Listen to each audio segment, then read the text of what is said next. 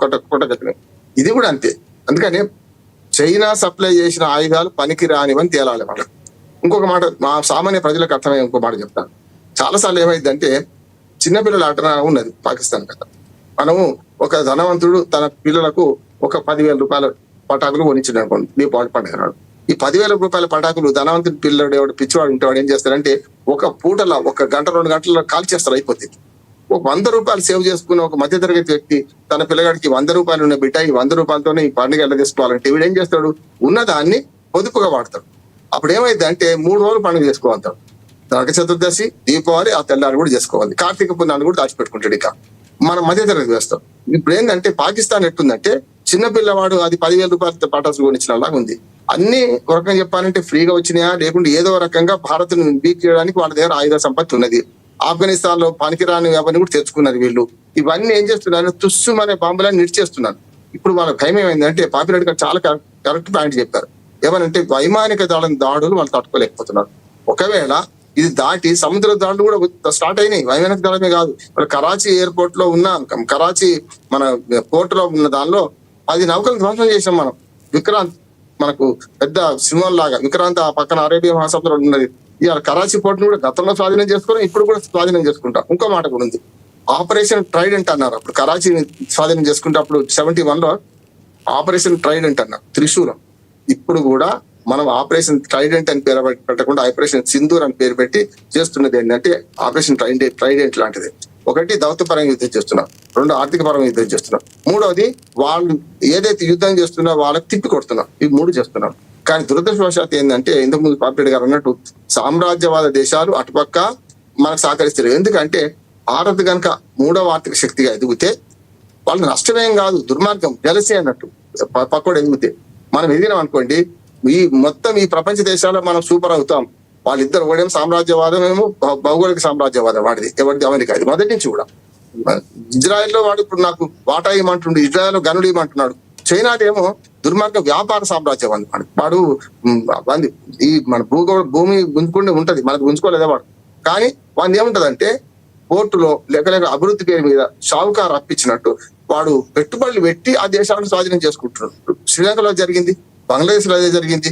చిన్న దేశాలు, ఆఖరికి మాల్దీవ్స్ లో కూడా చిన్న దేశాన్ని కూడా మనకు వ్యతిరేకంగా తయారు చేసిన వాడు. మన చుట్టూ ఉన్న 7 దేశాలు మనకు వరకంగా చెప్పాలంటే మిత్రులు కాదు, వాళ్ళందరూ ఇరుగు పొరుగు వాడిని ఎన్నుకోవచ్చు. కానీ మన మిత్రుల్ని దేశం ప్రపంచంలో మిత్రుల్ని ఎన్నుకోవచ్చు, కానీ ఇరుగు పొరుగు వాడిని మనం ఎన్నుకోలేము. ఇది మన పక్కన మన తమ్ముడే అన్న ఉంటాడు. ఇప్పుడు జరిగింది అదే, పాకిస్తాన్ మన తమ్ముడు వాడు ఉంటాడు, వాడిని తీసేయలేము మనం. అట్లాగే చైనా మన అన్ననో తమ్ముడో వాడు కూడా. అంటే మనకు మన నుంచి దాయేది కాదు, కానీ మన ఇంటి పక్కన ఉన్న వాడు దుర్మార్గుడు. మన ఇంటి పక్క నుంచి వాడు తొలగించలేం కదా, వాడి ఇల్లు కూల్చేయలేం కదా. ఇది కూడా అంతే అవుతుంది. ఏంటంటే ప్రపంచ వ్యాప్తంగా ఇవాళ అమెరికా మన సామ్రాజ్యవాదం కానీ, ఇటు పక్క చైనా మన మూర్ఖపు ఆలోచన వ్యాపార దృక్పథం కానీ. రైట్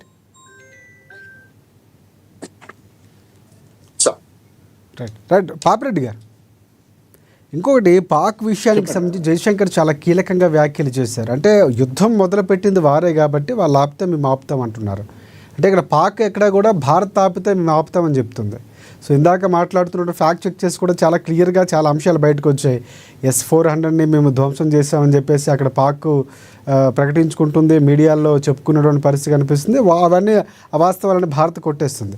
సో ఇక్కడ ఇందాక మనం మాట్లాడుకున్నట్టు న్యూక్లియర్కి సంబంధించి ఏదైతే ప్రకటన చేసి మళ్ళీ వెనక్కి తగ్గిందో, సో ఇక్కడ అమెరికా జోక్యంతోనే వెనక్కి తగ్గిందన్నటువంటి మాట ఒకవైపు వినిపిస్తూ ఉంటే, సో ప్రధానంగా పాక్కు సంబంధించి కూడా భయపడింది, అక్కడ ఉన్నటువంటి వారికి కూడా కొంత ప్రెజర్ పెరిగింది అన్నటువంటి అంశాలు కూడా వినిపిస్తున్నాయి. సో ఇక్కడ జయశంకర్ వ్యాఖ్యలు ఏవైతే ఉన్నాయో, యుద్ధం మేము ఆపం, ఒక రకంగా చెప్పాలంటే గత ప్రభుత్వాల కంటే చాలా భిన్నంగా ఉండబోతున్నాం, మేము ఎదుర్కోబోతున్నాం, సో తగ్గే ప్రసక్తి లేదన్నట్టుగానే వార్నింగ్ ఇస్తున్నటువంటి పరిస్థితి. అంటే యుద్ధం తీవ్రత పెరిగే అవకాశం ఉందంటారా? రాజశేఖర్ గారు, ఇక్కడ 2-3 విషయాలు ఉన్నాయి మీరు అడిగిన దాంట్లో. న్యూక్లియర్ దాని నుంచి నేను మొదలుపెట్టాను. న్యూక్లియర్ బ్లాక్ మెయిల్ అనేది గత ఒక 30 సంవత్సరాల నుంచి వెళ్ళి పాకిస్తాన్లో ఉన్న మిలిటరీ నుంచి వెళ్ళి మొదలు పెడితే రాజకీయ నాయకులు మామూలుగా వీధిలో పోయే కోన్ కిస్కా గాడు కూడా మాకు అనుభవం ఉన్నది, మేము వేస్తాం ఇండియా మీద. ఇది వాళ్ళ పాకిస్తాన్ యొక్క ధోరణి. అయితే ఇవాళ ఇప్పుడు వాళ్ళు న్యూక్లియర్ దానికి ఒక సెపరేట్ సిస్టమ్ ఉంటుంది, దానికి ఒక వ్యవస్థ ఉంటుంది. ఆ వ్యవస్థను ఈ నవాబ్ షరీఫ్ ఇవాళ చేస్తా అని చెప్పి మళ్ళీ ఎందుకు విత్డ్రా అయ్యింది నేను చెప్తా. దీని వెనుక ఉన్న రాజకీయాలు చాలా ఉన్నాయి. ఒకటి ఏంటంటే మేము అన్ని వాళ్ళు చెప్తారు మాకు అన్ని అవకాశాలన్నీ క్లోజ్ అయినాయి, ఇక మేము ఆల్ అవుట్ వార్ అంటే మేము న్యూక్లియర్ బాంబుతోనే మేము యుద్ధం చేస్తామని చెప్తున్నారు. అంటే అయితే ఇప్పుడు ఈ న్యూక్లియర్ బాంబు యుద్ధం అన్న తర్వాత ఏమైందంటే ప్రపంచ దేశాల్లో ఒక విధంగా చలనం వస్తుంది. ఇప్పుడు రామ్మోహన్ గారు అన్నారు బాగా పెద్ద ఎత్తున జన నష్టం జరుగుతుంది, ఇక్కడ జరిగినా అక్కడ జరిగినా జన నష్టం పెద్ద ఎత్తున జరుగుతుంది. కాబట్టి ప్రపంచ దేశాలు కూడా ఎట్లా ఏ రాజకీయాలు ఉన్నా కూడా అణుయుద్ధం అన్నది ఏ దేశం కూడా పెద్దగా ఇష్టపడదు, ఏ దేశ ప్రజలు కూడా ఒప్పుకోరు. ఎందుకంటే దాంతో జరిగే నష్టాలు పర్యావరణానికి కానీ దేశాలకు కానీ ఇక్కడ జరిగింది ఇంకో దగ్గర జరగచ్చు. అయితే ఇక్కడ సమస్య ఏంటంటే ఆల్రెడీ మనం హిరోషిమా నాగసాకిలో జరుగుతున్న పరిస్థితులు ఆల్రెడీ అందరికీ తెలిసిందే కాబట్టి మరొకసారి ఆ ప్రయత్నం అవి తక్కువ అదే రాజశేఖర్ గారు అది చాలా లో ఇంటెన్స్ ఇంత ఇప్పుడున్న మామూలు చాలా పెద్దవి, దానికి దీనికి వీటికి ఉన్న కంపారిజన్ లేదు. తర్వాత రెండోది ఏంటంటే ఇది ఎందుకు ఈ విధంగా వాళ్ళు బెదిరిస్తున్నారంటే వేరే దేశాలు వచ్చి ఈ అణుయుద్ధం అయితే నష్టం జరుగుతుంది కాబట్టి ఏదో విధంగా భారతదేశం మీద ఒత్తిడి పెట్టి యుద్ధాన్ని ఆపాలి. అది ఒక గేమ్. ఏదైతే వాళ్ళు పాకిస్తాన్ ఎప్పుడు ఆడుతున్న గేమే ఇవాళ మళ్ళీ అది జరుగుతుంది కాబట్టి భారతదేశానికి కూడా అర్థమైంది. భారతదేశం కూడా నాకు అనుకుంటా ప్రభుత్వం కానీ రక్షణ రంగం కానీ. పాపిరెడ్డి గారు ఒకటి మనకు ప్రధానంగా ఒక బ్రేకింగ్ ఒకటి ఉంటుంది. ట్రంప్ చాలా కీలకంగా భారత్ పాక్ రెండు దేశాలు కూడా కాల్పుల విరమణకు ఒప్పుకున్నాయి అన్నటువంటి ఒక వ్యాఖ్య చేశారు ట్రంప్. ఇరు దేశాలు అంగీకరించాయి కాల్పుల విరమణకు సంబంధించి వ్యాఖ్యలు చేస్తున్నాయి. సో ఇది ఒక రకంగా ఏ విధంగా చూడొచ్చు అంటారు? ఏమో నాకైతే నమ్మకం లేదు కార్పుల విరమణ అనేది. నేను ఐ టు వెరిఫై చెక్ నేనేది చూద్దాం అది ఎట్లుండదు. ఇప్పుడు మరి నేనే చూడలేదు. అయితే ఇప్పుడు ఈ థ్రెడ్ ఈ విధంగా ఉన్నది.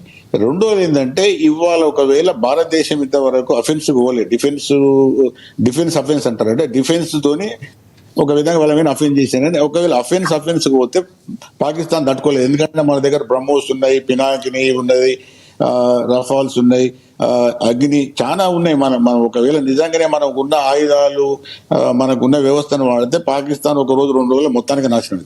అయితే ఇంకోటి ఏంటంటే ఈ వార్లు ఇంతవరకు కూడా ఆర్మీ ఇన్వాల్వ్ కాలేదు. ఒక దేశం మీద ఒక దేశం సైనికులు మన సైనికులు పాకిస్తాన్ మీద కాలు పెట్టలేదు భూభాగం మీద, పాకిస్తాన్ సైనికులు మన భూభాగం మీద కాలు పెట్టలేదు. యుద్ధం అంటేనే ఈ బార్డర్స్ దాటాలి, ఇంతవరకు జరగలేదు. బహుశా ఇప్పుడు ఇవాళ ప్రైమ్ మినిస్టర్ మీటింగ్ తోనే ఏదో ఈ ఆర్మీ కూడా ఇన్వాల్వ్ అయ్యే వ్యవస్థ కనబడుతుంది. ఒకటి ఏంటంటే ఇంత దూరం వచ్చిన తర్వాత ఏమి సాధించకుండా కాల్పుల విరమణ అనేది భారతదేశం అంత తొందరగా ఒప్పుకుంటానే. ట్రంప్ గంటకో మాట మాట్లాడతారు, ట్రంప్ మాటలు కూడా మట్టుకుంటే ఏముండదు. ఎందుకంటే మనం ఏం సాధించినామని ఇప్పుడు కాల్పుల విరమణ చేయాలి.